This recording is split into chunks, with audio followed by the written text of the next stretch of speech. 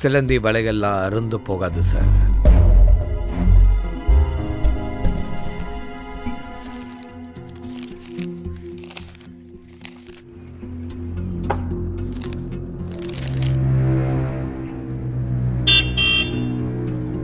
துப்பாக்கியால் சுடப்பட்டு 12 வருஷமா கோமாவில் இருந்த கிரிமினல் லாரன்ஸ் ஆஸ்பத்திரியில் இருந்த போலீஸை ஏமாத்தி தப்பிச்சிட்டான். தனக்கு உடம்பு சரியாயிடுச்சுங்கிறத லாரன்ஸ் தனக்கு வைத்தியம் பார்த்த டாக்டருங்க கிட்ட இருந்து மறைச்சிட்டான். 2001 வருஷம் போலீஸ்காரங்க கிட்ட இருந்து அவன் தப்பிச்சு போற வழியில் இன்ஸ்பெக்டர் ராஜகோபால் சுட்டுதான் அவனுக்கு இந்த நிலைமை வந்துடுச்சு.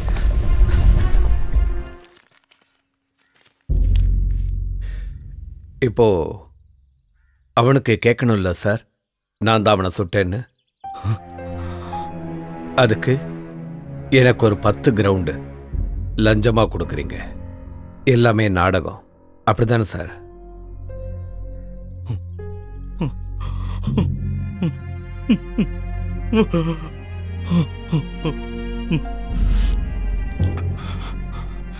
என் மகளோட குழந்தை 7 வயசு, என் நெஞ்சில் ஏறி விளையாடின குழந்தை. அவன் இப்போ லாரன்ஸோட கஸ்டடியில். ஒரு காலில் ஒரு சின்ன பிரச்சனை உள்ள குழந்தை. அதுக்காகத்தான் டாக்டர் பார்க்க கூட்டிட்டு போயிருந்தேன். கொஞ்சம் அசந்த நேரத்தில் அவன் லாரன்ஸ்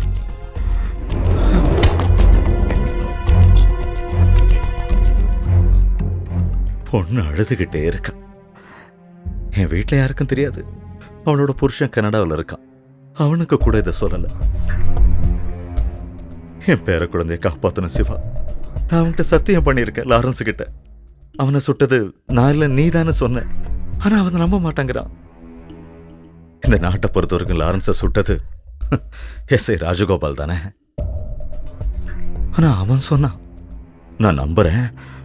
ஆனா அதை சிவாவாயால சொல்ல கேட்கணும்னா, நீ சொன்னா அவன் என் குழந்தைய விட்டுறான்னா, அதுக்காகத்தான் நான் இந்த மாதிரியெல்லாம். எனக்காக சொல்லு சிவா, அவனை சுட்டது நீதானு. அப்பதான் என் பேரனை காப்பாற்ற முடியும்.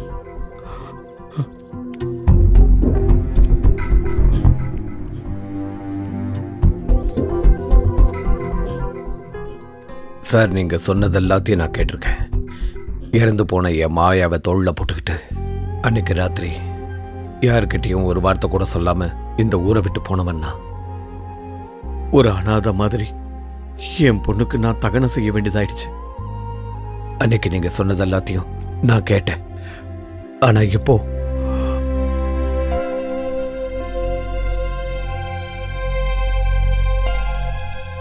சார், நீங்க தானே என்கிட்ட சொன்னீங்க, ஒரே ஒரு பொண்ணு இருக்கால்ல, அவளுக்காக நீ வாழணும்னு. நான் வாழணும் சார். என்னோட பொண்ணுக்காக நான் வாழ்ந்தே தீரணும். நீங்க சொன்னது மாதிரி அவனை சுட்டது நான் தான் அவனுக்கு தெரிஞ்சா எனக்கு தெரியும் சார். அதுக்கப்புறம் நான் உயிரோட இருக்க முடியாது.